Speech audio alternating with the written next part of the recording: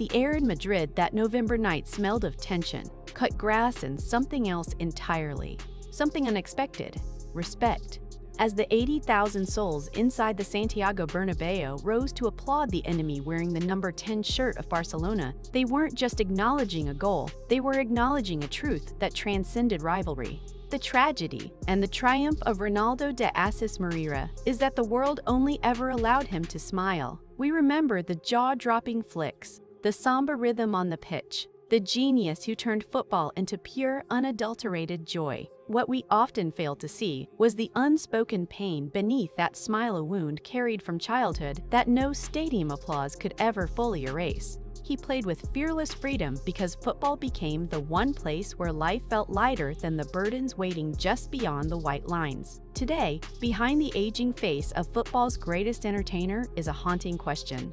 How does a man keep making the world feel lighter when his own life keeps pulling him toward the dark? To understand the smile that enchanted the world, we have to return to the day the music stopped. Long before Barcelona, the World Cup, or the night the Santiago Bernabeu rose to honor him, there was only an 8-year-old boy who believed his father would always come back through the door.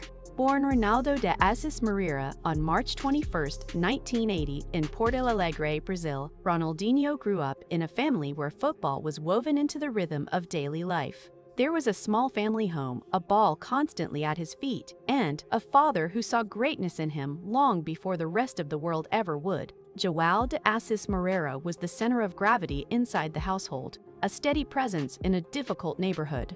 He worked long hours at a local shipyard to support his family and spent his weekends taking demanding security shifts at Grêmio Stadium, just to remain close to the game he loved. Long before scouts arrived with clipboards and cameras began to flash, João had already recognized the extraordinary promise in his youngest son. He believed fiercely in the boy's future before the world even knew his name. Then, that certainty shattered. A swimming pool, a sudden accident. Without warning, João de Assis Moreira was gone. The loss left behind a silence the young boy could not understand, and a wound no future stadium applause could ever fully drown out. The true weight of that loss did not arrive all at once. Years later, Ronaldinho would admit that the sadness came slowly, day by day. At first, he simply could not understand how a man so full of life could suddenly be gone. The house felt unbearably quiet. And a child's shoulders are far too narrow to carry that kind of hollow, echoing weight. Yet, Ronaldo still had a soccer ball. In the wake of his father's passing, that battered piece of leather became more than a childhood toy. It became an anchor, giving his confusion and grief somewhere to settle. He was not left to face that darkness alone. His older brother, Roberto, stepped into a role far larger than that of a sibling. He became a protector, a guide, and the steady presence who kept taking Ronaldinho outside to play when retreating inward would have been easier. For Ronaldinho, the rhythm of the ball gave his grief somewhere to rest. During those endless matches, he discovered something deeply comforting. Whenever the ball was completely under his control, he felt as though his father was still watching. Football became a quiet conversation between a grieving boy and the man he missed, a sanctuary where loss could not fully reach him. He remembered João's instruction to play with freedom and imagination, treating every neighborhood pitch as a canvas where instinct mattered more than calculation. Every touch carried a memory. Every dribble carried a connection, and without fully realizing it, the boy was already learning how to turn grief into joy. In 1998, Ronaldo stepped into the unforgiving realm of senior professional football with Grêmio. While still just a teenager, the stadium noise was deafening. The tactical decisions had to be made in fractions of a second, and every single mistake carried massive consequences that had never existed in the carefree neighborhood games of his childhood. Yet the boy from Porto Alegre entered that demanding world with a breathtaking freedom that seemed completely untouched by fear. His technical abilities had been meticulously shaped on the streets and in cramped football courts where narrow spaces demanded extreme imagination. Senior football strictly required tactical discipline, rigid positioning, and endless patience. But Ronaldinho absorbed those demands without ever surrendering the raw creativity his father had encouraged in him. Here's the tactical secret that set him apart. Growing up on the streets and in futsal, Ronaldinho developed an almost supernatural ability to use his body as a shield. His center of gravity was unnaturally low, making him nearly impossible to knock off balance. He didn't just dribble past opponents, he deceived them. A slight drop of the shoulder, a subtle shift of weight, and the defender was already committed to a shadow. This wasn't just flair, it was physics. And it was devastating. The defining moment that truly announced him to the wider Brazilian public arrived in June 1999. Grêmio faced their bitter rivals, Internacional, in the deciding match of the Campeonato Gaúcho final. Across from the 19-year-old Ronaldo stood Dunga, the commanding, intimidating midfielder who had captained the Brazilian national team to the 1994 World Cup title. In one unforgettable sequence, Ronaldinho audaciously lifted the ball directly over Dunga's head. Later, near the touchline, he escaped the World Cup winner with a daring, lightning-fast backheel elastico that made the entire stadium gasp. He also scored the only goal to secure a 1-0 victory and the state championship, proving that his dazzling tricks were not merely arrogant decoration, but highly effective weapons that could survive immense pressure and directly influence crucial matches. His explosive domestic success inevitably triggered his move to Europe, joining Paris Saint-Germain in 2001, where he began adapting his flamboyant style to the faster, more physical European game. However, his true global coronation occurred during the 2002 FIFA World Cup in South Korea and Japan. Playing alongside established legends like Ronaldo and Rivaldo in the iconic 3Rs attacking trio, Ronaldinho stepped completely out of their shadows. His defining performance came in the quarterfinal against England, where he delivered a mesmerizing assist to Ronaldo before scoring one of the most famous goals in World Cup history. An audacious looping free kick from 40 yards out that completely caught goalkeeper David Seaman off guard.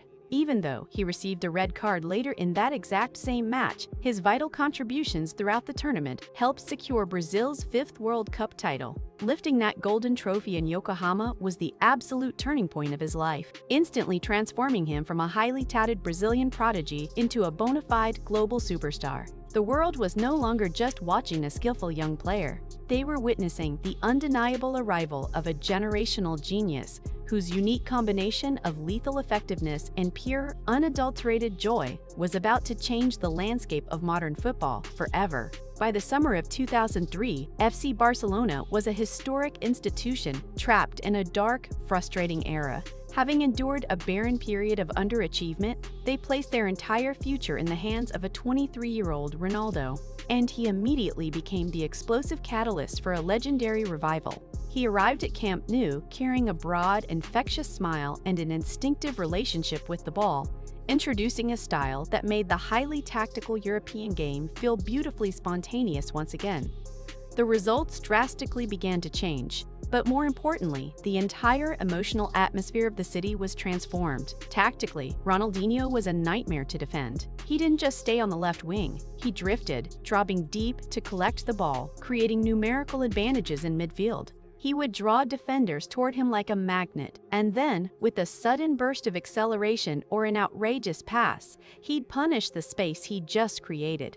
He was a one-man chaos engine, and Frank Rijkaard's Barcelona gave him the freedom to operate. Supporters who had grown bitterly accustomed to frustration suddenly found themselves arriving at the stadium with a palpable sense of childlike anticipation. The absolute defining night of this magnificent era came on November 19, 2005, when Barcelona traveled to the notoriously hostile Santiago Bernabéu for El Clásico. After Samuel Eto'o gave Barcelona an early lead, Ronaldinho completely took over the pitch, systematically destroying the Real Madrid defense. In the 59th minute, he received the ball on the left flank, drove aggressively toward the box, shifted his body to open the space, and placed a perfect finish beyond Iker Casillas. Just 18 minutes later, he attacked from the exact same side, executed another devastating change of direction that left Sergio Ramos grasping at air, and fired another composed finish to give Barcelona a humiliating 3-0 lead on enemy soil. The scoreline alone could not explain the historic magnitude of what followed. Madrid supporters, representing one of the most demanding and fiercely partisan crowds in world football, began to slowly rise to their feet, delivering an almost unimaginable standing ovation to Barcelona's number 10. They were not celebrating a defeat. They were acknowledging a transcendent athletic performance that had completely shattered the bitter confines of their fierce rivalry. On a human level, they recognized that they were witnessing something beyond club loyalty. They were witnessing art, In that moment, Ronaldinho had entered a deeply hostile sporting environment and left with its total, unconditional respect. Just 9 days after that surreal night in Madrid, he was rightfully awarded the 2005 Ballon d'Or, officially recognized as the greatest player on the planet. 6 months later, he guided Barcelona to the pinnacle of the sport, helping defeat Arsenal in Paris to win the UEFA Champions League, cementing his legacy by restoring the Catalan club to the summit of Europe. This was Ronaldinho at the absolute zenith of his powers, achieving the rarest of footballing feats, maintaining a deeply playful, joyous aesthetic while simultaneously delivering elite, ruthless, and historically significant trophies. At the peak of his powers, Ronaldinho effortlessly mentored a young Lionel Messi. He passed the torch of greatness and proved to millions watching around the globe that football could be both fiercely competitive and breathtakingly beautiful at the exact same time. In a rare moment of humility, Ronaldinho once said of the young Argentine, "I hope to pass on to him all my experience so that he can be the best in the world. He is a great player, and I hope he will be even better than me." Those words were not just generosity, they were prophecy. He saw the heir to his throne and welcomed him. The harsh reality of professional sports is that an athlete's physical peak is painfully brief. After reaching the absolute pinnacle in 2006, the relentless discipline required to maintain such an elite standard began to wane. The physical toll of his lifestyle and the mounting burden of injuries slowly eroded the explosive acceleration that had once made him untouchable. As Pep Guardiola arrived to build a new, highly disciplined Barcelona centered around Lionel Messi, Ronaldinho's departure in 2008 marked the bittersweet end of a magical era. He moved to AC Milan. In Italy, he still produced undeniable flashes of brilliance, reminding the San Siro of his genius with defense-splitting passes and crucial goals. But the terrifying week-in, week-out consistency of his Barcelona years had faded. Seeking renewal, he returned to Brazil in 2011 and eventually found a remarkable resurrection with Atlético Mineiro in 2013. When many cynical pundits had already dismissed him as a fading star on a nostalgia tour, Ronaldinho reinvented himself. He was no longer the fastest player on the pitch, but he was undeniably the wisest. His pace had abandoned him, so he used his vision and experience to orchestrate the game around him. He became a deep-lying playmaker, dictating the tempo from midfield. He didn't need to run, he needed to think. And his brain was still sharper than anyone else's. Against all odds, he became the inspirational leader of the squad, guiding Atlético Mineiro to their first ever Copa Libertadores title. Lifting that trophy at 33 was a defiant achievement. Proof that imagination, intelligence, and competitive dignity could still conquer South America long after youthful speed had departed. He officially concluded his playing career in 2015, drifting through his final matches before his retirement was formally announced in 2018. It was a quiet ending for a player who had once made stadiums feel like carnivals. For most of his life, football had provided structure, purpose, and protection. Even when mistakes were made, the game always offered another match, another training session, another chance to begin again. Retirement removed that familiar rhythm. For the first time, Ronaldo was navigating a world whose rules could not be solved with a ball at his feet. 2 years later, the most shocking twist of his life arrived in an arena entirely divorced from the joy of football.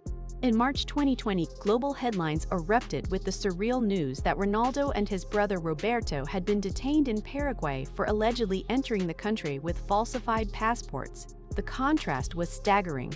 The man remembered around the world as a symbol of spontaneous artistic freedom was suddenly being photographed in handcuffs, escorted by heavily armed police through the cold bureaucratic corridors of a foreign legal system. The brothers maintained they had been deceived and were unaware the documents were illegal, but a judge ordered them to remain in custody, resulting in 32 days inside a Paraguayan prison. Nothing in Ronaldinho's football education had prepared him for a place where talent, fame, and applause carried no value. Even in that bleak environment, his public demeanor remained surprisingly calm. Leaked photographs showed him smiling, and reports described him participating in football matches with fellow inmates, though no outsider could truly know the depth of the anxiety, humiliation, or uncertainty he may have carried in private. After posting a massive $6 million bail, he was transferred to house arrest in a Nacion hotel for 5 months before a judge approved a conditional suspension of the proceedings, allowing him to return to Brazil. prosecutors later stated they found no evidence that he had directly participated in obtaining the forged documents, but the episode left a permanent and complicated mark on his post-career life. It was a frightening ordeal that stripped away the protective armor of celebrity and revealed something deeply human beneath the legend. Outside football, Ronaldinho was no longer the smiling magician who could make a stadium erupt with joy. He was simply another man trying to navigate a world far less forgiving than the game he had mastered. To deeply understand the internal conflicts that shaped Ronaldinho's life away from the blinding stadium lights, one must look at the profound, often painful intersection between his global fame and his responsibilities as a father. In February 2005, months before he would receive a historic standing ovation at the Santiago Bernabeu and claim the Ballon d'Or, his career was soaring. Yet on February 25th, while he was thousands of miles away, completely consumed by the relentless demands of elite European football, his partner Janaina Mendes gave birth to their son, João, in Rio de Janeiro. Ronaldinho was not there for the delivery. Years later, reflecting on the heavy sacrifices demanded by his profession, he openly called that specific absence one of the choices he most deeply regretted and wished he could change. The man who possessed the supernatural ability to bring a stadium of 80,000 people to its feet had agonizingly missed the very first irreplaceable moments of his only child's life. He and Janaina named the child João, a direct, powerful homage to Ronaldinho's late father. The name still carried a monumental emotional weight, and transferring it to a new generation was a profound act of remembrance. As João grew older and eventually decided to actively pursue a professional football career of his own, the dynamic of their relationship began to shift toward a profound mutual understanding. João experienced firsthand the extreme physical and mental demands, the grueling travel schedules, and the immense pressure of the football industry. João has always maintained a clear stance. He wants to build his own identity. "I want to be myself, not become my father. I've never tried to do that." Ronaldinho offers unwavering support for his son's efforts to build an independent career, understanding completely when João explicitly stated he wanted to forge his own identity rather than being endlessly measured against the massive shadow of his father's surname. Over time, their bond evolved beyond the typical parent-child dynamic into a genuine friendship built on shared experiences and deep empathy. Through the process of raising João, Ronaldinho confronted the ghosts of his own fatherless childhood, learning, imperfectly but with immense sincerity, that while trophies can cement a legacy in the history books, the quiet, ongoing work of being present for your family requires a completely different kind of dedication and strength. About 6 months after finally escaping the exhausting, highly publicized legal ordeal in Paraguay, Ronaldinho was confronted with a devastating loss that struck at the very core of his existence. A tragedy that no team of expensive lawyers or favorable court rulings could ever possibly resolve.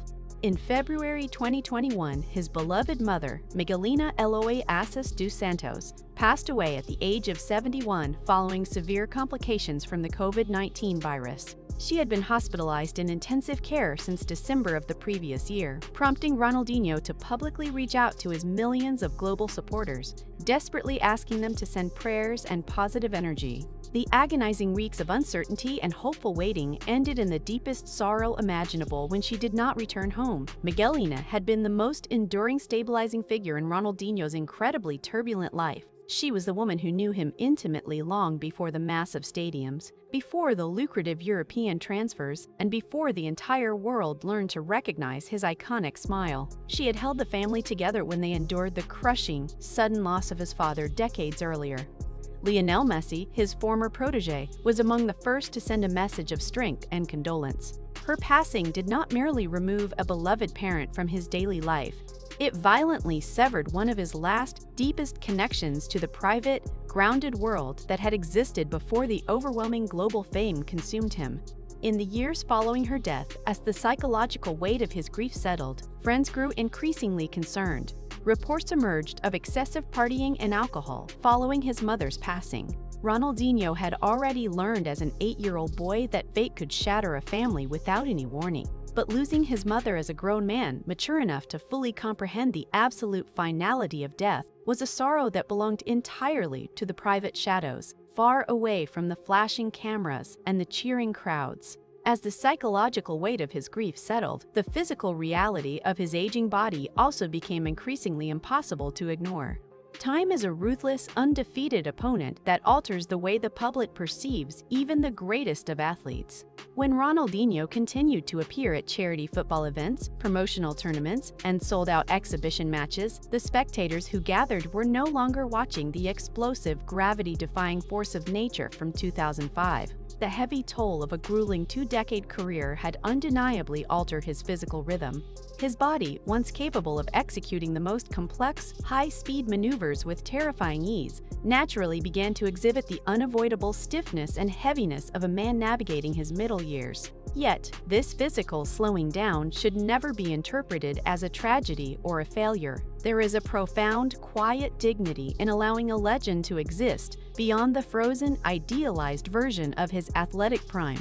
He no longer needs to outrun 20-year-old defenders to remain deeply significant to the sport. While the blistering speed has inevitably faded into the archives of football history, his fundamental instinctive relationship with the ball remains spectacularly intact. In June 2026, the football world was rocked by a headline that seemed almost unbelievable. Ronaldinho, at the age of 46, signed with Italian third-tier side Ravenna FC.